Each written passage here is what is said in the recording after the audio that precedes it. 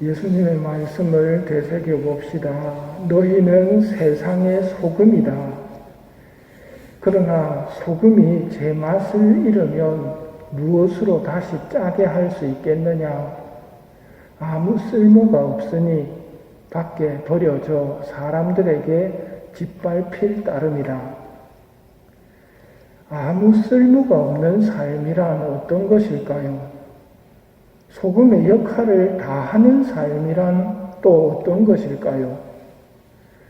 오늘 소금의 역할을 훌륭히 해내는 모습을 사렙다 마을의 한 과부에게서 봅니다. 심한 가뭄 속에 마지막 식사를 하고 죽음을 기다려야 할 운명을 느끼며 나뭇가지 몇 개를 줍는데 웬 이스라엘 사람 하나가 물을 청하더니 빵까지 청합니다. 물을 가지러 가던 그 과부는 사정 이야기를 합니다. 그러자 엘리야가 가서 당신 말대로 음식을 만드시오. 그러나 먼저 나를 위해 작은 빵과자 하나를 만들어 내오고 그런 다음 당신과 당신 아들을 위해 음식을 만드시오. 주 이스라엘의 하느님께서 이렇게 말씀하셨소 하며 집에 밀가루와 기름이 떨어지지 않을 것이라 말을 전합니다. 이런 상황을 만나면 어떻게 할까요? 논리적으로 판단하느냐 아니면 사랑으로 판단하느냐에 따라 신앙인이냐 아니냐가 결정됩니다. 논리적이라면 그러면 나한테 물을 청하지 말고 당신 하나님한테 물과 빵을 청하시오 하고 코웃음 쳐버리면 끝입니다. 사랑으로 판단한다면 목마르고 배고픈 사람이 물과 빵을 청합니다. 내가 먹을 것도 부족합니다. 그래도 사랑은 가진 것을 나누게 합니다. 예수님께서 우리에게 가르치시는 것이 이런 사랑의 결단입니다. 이방인이었던 엘리야를 대하는 과부의 모습이 짠맛을 지닌 소금의 모습입니다. 너희가 자기를 사랑하는 이들만 사랑한다면 무슨 인정을 받겠느냐? 너희가 자기에게 잘해주는 이들에게만 잘해준다면 무슨 인정을 받겠느냐? 너희는 원수를 사랑하여라. 그에게 잘해주고 아무것도 바라지 말고 구워주어라. 그러면 너희가 받을 상이 클 것이다.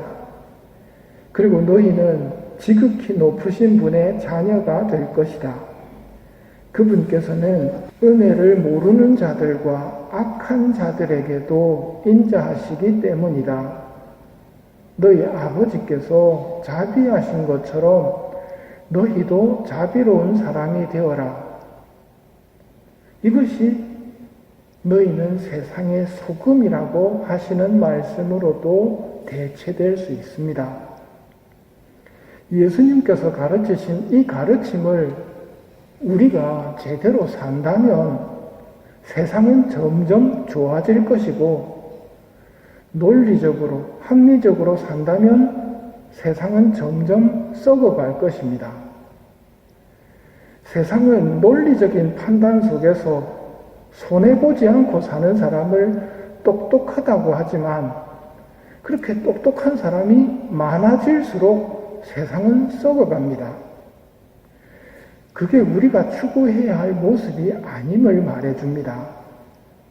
우리는 예수님과 성모님, 성인들이 사셨던 삶을 추구하며 하늘나라를 추구해야 합니다.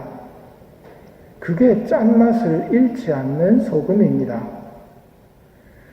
예수님을 많이 닮으셨던 마더데레사 수녀님의 그래도 사랑하라는 글의 일부입니다. 짠맛을 지닌 소금의 삶이 어떤 것인지 쉽게 설명하십니다. 사람들은 불합리하고 비논리적이고 자기중심적이다. 그래도 사랑하라.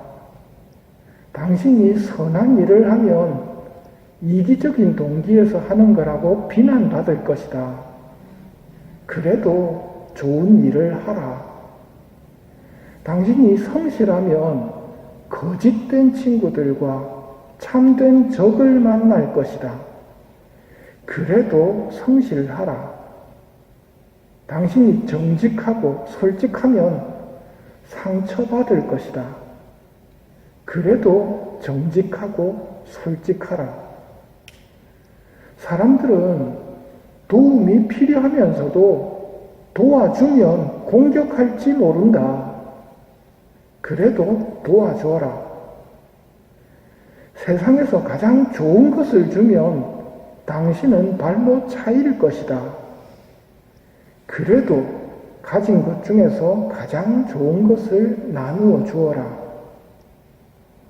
이 말씀이 너희는 세상의 빛이다. 너희는 세상의 소금이다 하시는 말씀의 해설이라고 생각됩니다. 이런 삶은 당연히 우리 힘만으로 되는 일이 아닙니다. 성령 강림 대축일을 지나온 사람답게 성령님의 도우심에 희망을 걸고 내가 세상의 빛과 소금으로서 삶을 살아가도록 해주시기를 청해야 합니다. 미사를 시작하면서 우리가 그걸 청했습니다. 성령께서 이끄시어 저희가 바르게 생각하고 옳은 일을 실천하도록 도와주소서. 예수님의 말씀을 다시 새겨봅시다. 너희는 세상의 소금이다. 너희는 세상의 빛이다. 너희의 빛이 사람들 앞을 비추어 그들이 너희의 착한 행실을 보고 하늘에 계신 너희 아버지를 찬양하게 하여라.